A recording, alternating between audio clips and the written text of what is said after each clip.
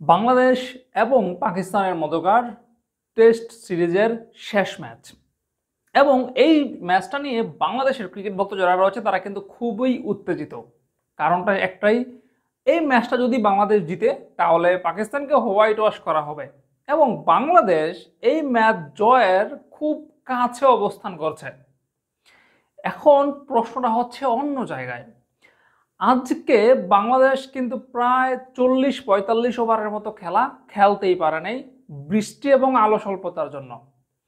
এখন বৃষ্টির জন্য যে জায়গাতে 40-45 ওভারের মতো খেলা বন্ধ হয়ে গেল, হলো না ম্যাচটা। আগামীকাল বাংলাদেশ শেষ দিনে খেলতে নামলে সেখানে বৃষ্টির সম্ভাবনা কতটা, এটা এখন বাংলাদেশের ক্রিকেট ভক্ত যারা রয়েছে, বলা যায় যে বাংলাদেশের জনগণ যতগুলো রয়েছে প্রত্যেকটা জনগণের প্রত্যেকটা মানুষের এই একটা প্রশ্ন বা একটা জানার আগ্রহ যে পাকিস্তানে আগামীকাল বৃষ্টির সম্ভাবনা ঠিক কতটা। তো বিভিন্ন ওয়েবসাইটে পাকিস্তানের বিশেষ করে রাওয়ালপিন্ডি যেখানে ম্যাচটা অনুষ্ঠিত হচ্ছে সেখানকার যে আবহাওয়ার যে পূর্বাভাস বলা হচ্ছে তাতে কিন্তু বাংলাদেশের জন্য আসলে বাংলাদেশের টাইগার ভক্ত যারা রয়েছে তাদের জন্য খুবই শঙ্কার একটা বিষয়। পাকিস্তানের মাটিতে পাকিস্তানকে হোয়াইট ওয়াশ করার মধ্যে এই সুযোগটা হয়তো বা হাতছাড়া হয়ে যেতে পারে বৃষ্টির কারণে। সারা রাত বৃষ্টি হওয়ার সম্ভাবনা রয়েছে, কিছু কিছু সময় গুড়ি গুড়ি বৃষ্টি, মাঝে কিছুটা সময় বজ্রসহ বৃষ্টিপাতের সম্ভাবনা রয়েছে। বলা হচ্ছে আবহাওয়ার যে তাপমাত্রা সেটা খুব বেশি থাকবে না, তবে তাপমাত্রা কম থাকলেও সেটা আসলে সমস্যা ছিল না যদি বৃষ্টিটা না হতো।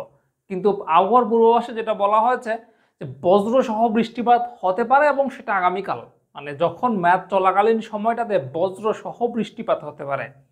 তো যদি সারা রাত বৃষ্টি হয় তাহলে কিন্তু আপনি আগামীকাল প্রথম সেশন কিন্তু খেলতে পারবেন না, লাঞ্চের আগে আপনি মাঠে নামতে পারতেছেন না। এরপর যদি দিনে বজ্রসহ বৃষ্টিপাত হয় তখন কি হবে? বাংলাদেশের দরকার মাত্র 143 রান, হাতে পুরোটা দিন, কিন্তু এই পুরো দিনের ম্যাক্সিমাম সময় যদি বৃষ্টিতে ভেসে যায় তাহলে বাংলাদেশ যে সময়টা খেলার সুযোগ পাবে, যদি সুযোগ পায় আর কি, যদি বৃষ্টিতে ভেসে যাওয়ার পরও কিছুটা সময় খেলার সুযোগ পায়, সেটাও কি বাংলাদেশের জয়ের জন্য যথেষ্ট হবে কিনা। যদি এরকমটা হয় যে দিনের ম্যাক্সিমাম ওভার বৃষ্টিতে ভেসে গেল, আপনি হয়তো বা খেলার জন্য 10-15 ওভার সুযোগ পেলেন, সে তাতে তো আসলে জয় পাওয়া অসম্ভব। 20 ওভার যদিও পান সেটাও আপনি জয় পাওয়া অসম্ভব।